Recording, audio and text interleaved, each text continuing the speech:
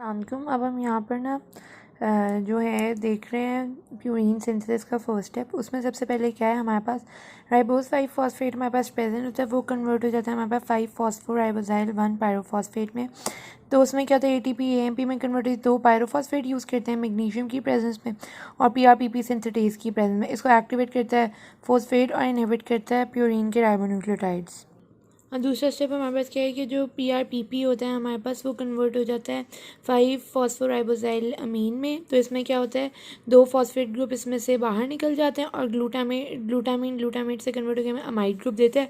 तो जब 2 phosphate group यहाँ से निकल आए तो फॉस्फोराइबोजाइल वही रहता है और अमाइन यहाँ पर हमें ग्लूटामेट में कन्वर्ट होकर अमाइन देता है, तो अमाइन में कन्वर्ट हो गया। अब हमारे पास एक कन्वर्ट होता है गार में क्या होता है, ग्लाइसिन ऐड होती है और एटीपी ऐड होती है, एटीपी इसमें कन्वर्ट हो जाती है और गार सिंथेटेज की मदद से ग्लाइसिनामाइड राइबोटाइड में कन्वर्ट होता है। फिर वो एफगार में कन्वर्ट होता है, इसमें फॉर्माइल ग्रुप अटैच होता है। फॉर्माइल ग्रुप क्या होता है, हमें टेट्राहाइड्रोफोलेट जो एन फॉर्माइल टेट्राहाइड्रोफोलेट है वो टेट्राहाइड्रोफोलेट में कन्वर्ट होता है और इस एंजाइम के थ्रू ये एफगार में कन्वर्ट हो जाता है।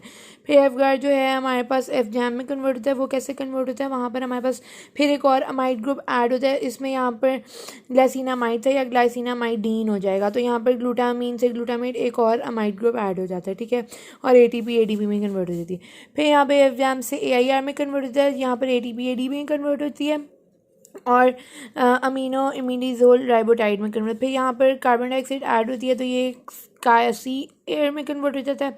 फिर यहाँ पर सी एयर जो है जो सी एयर है वो साइकार में कन्वर्ट हो जाता है। यहाँ पर जो होता है हमारे पास एस्पार्टेट यानी ऐड होता है और यहाँ पर सक्सिनाइल SCA से सक्सिनाइल और कार्बोक्सी एमाइड राइबोटाइड में कन्वर्ट होता है। फिर ये यहाँ से जो है हमारे पास आईकार में कन्वर्ट होता है। उसमें क्या होता है, यहाँ पर हमारे पास फ्यूमरेट बाहर निकल जाता है।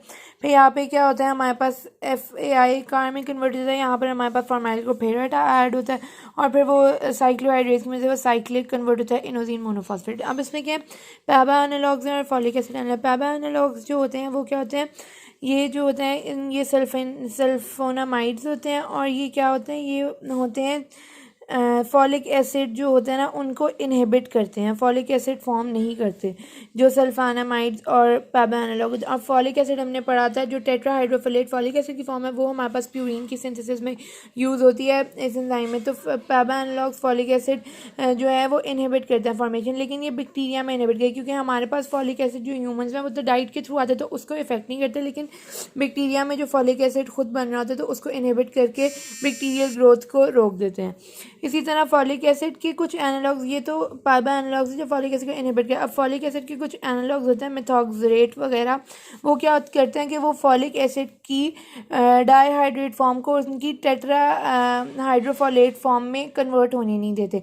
तो जब ये इसमें कन्वर्ट नहीं होने देगा, ये भी प्यूरीन की सिंथेसिस को रोकेगा और डीएनए की फॉर्मेशन को स्लो डाउन करेगा। ये मेमेलियन सेल्स में होते हैं, ठीक है ना, ये मेमेलियन सेल्स में होता है। और इसी तरह ये डीएनए की सिंथेसिस को रोकेगा तो कैंसर सेल्स में वो ग्रो ना हो, इसीलिए हम उनको मेथोट्रेक्सेट देते हैं ताकि ये जो है ये स्टेप इनहिबिट कर दें टेट्राहाइड्रोफोलेट को टेट्राहाइड्रोफोलेट करने में, ये स्टेप इनहिबिट कर दें और ज़्यादा डीएनए फॉर्म ना हो और ज़्यादा वो सेल्स ग्रो ना करें कैंसर कॉजिंग सेल्स। तो ये बहुत इनकी क्लिनिकल इंपॉर्टेंस है पैबा एनालॉग्स और फॉलिक एसिड एनालॉग्स की।